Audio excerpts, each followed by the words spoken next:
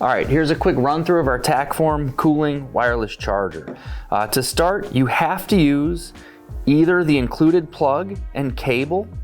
This is a 45 watt PD output, and this cable can take 45 watt PD power. So if you're using a third-party cable, this may not work. If you're using a different aftermarket charger, it may not work. And if you're plugging this cable directly into a USB port on the dashboard, it's very unlikely that it does not work, because most USB ports built into the dash just simply don't provide enough output to get this powered up. So to start, use the included cable, or at least if you're troubleshooting, use the included cable.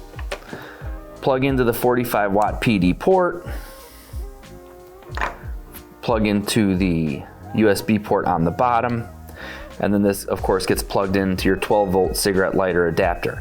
And just so you're aware, you do not have to push this button right here. So in vehicle, you simply plug in, you're good to go, you put your phone on the charger, and you're up and running. The different settings of the charger are more used if you're using this inside an office or a different environment where it's plugged in all the time. You may not need to use the cooling mechanism, and you just want a low power, slow charging unit.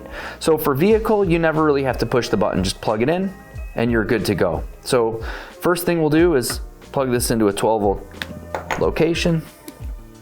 All right, you'll notice the light lights up and stops.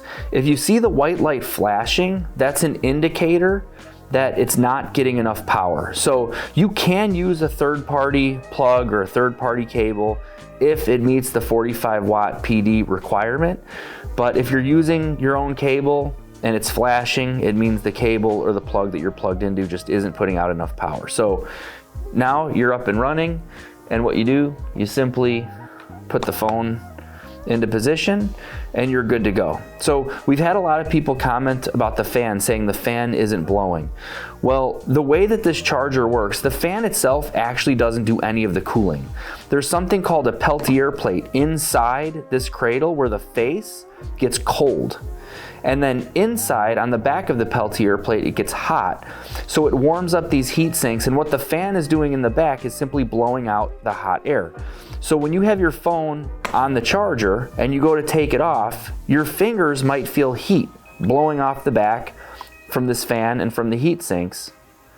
But if you remove your phone from the cradle and touch it, you'll notice it's nice and cold. So this is how it's cooling your device, by transferring cold from here onto the back of the cradle. In this fan, you cannot hear it. It's difficult to even see, but it only turns on and off when a certain temperature is hit on the housing. So it's not like you're gonna plug it in and all of a sudden there's a fan blowing that's cooling your device. You plug it in and nothing happens.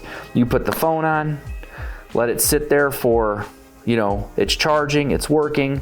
Let it sit for a minute or two, pull the phone off and feel the face. If it's cold, you're good to go. If it's blowing hot air out the back, that's still normal, and that's good. That means it's dissipating the heat from the back of the device. So if you're running into any issues outside of that, give us a call. We'll get you squared away. Thanks.